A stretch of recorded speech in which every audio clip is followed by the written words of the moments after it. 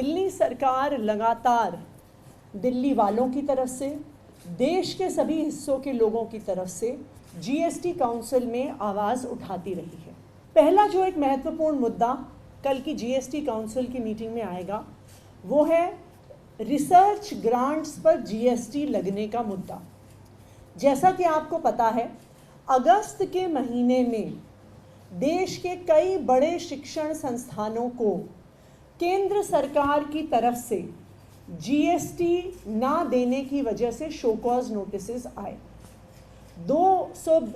इन 6 संस्थानों को 220 करोड़ के टैक्स देने का नोटिस आया। इसमें आईआईटी दिल्ली, पंजाब यूनिवर्सिटी जैसे बड़े शिक्षण संस्थान भी शामिल थे। केंद्र सरकार का कहना था कि जो रिसर्च ग्रांट्स आईआईटी दिल्ली को मिली हैं, जो रिसर्च ग्रांट्स पंजाब यूनिवर्सिटी को मिली हैं, जो रिसर्च ग्रांट्स अन्य कॉलेजेस और यूनिवर्सिटीज़ को मिली हैं, 2017 से 2024 तक का जीएसटी उनको देना पड़ेगा।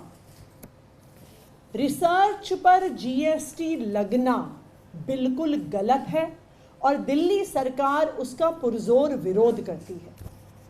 दुनिया में कोई ऐसा देश नहीं है जो रिसर्च ग्रांट पर जीएसटी लगाता हो। केंद्र सरकार कल जीएसटी काउंसिल की मीटिंग में एक प्रस्ताव लेकर आ रही है कि जो भी ट्रांजैक्शंस पेमेंट गेटवेज के माध्यम से होते हैं, चाहे वो 2000 रुपये से कम क्यों ना हो, उन पर भी 18% जीएसटी लगाया जाएगा। अब केंद्र सरकार एक प्रस्ताव लेके आ रही है कि चाहे ट्रांजैक्शन 5 रुपये का हो, चाहे 50 रुपये का हो, चाहे 1500 रुपये का हो, लेकिन पेमेंट गेटवेज पर किया गया कोई भी ट्रांजैक्शन टैक्सेबल होगा और 18% जीएसटी पेमेंट गेटवे को देना होगा।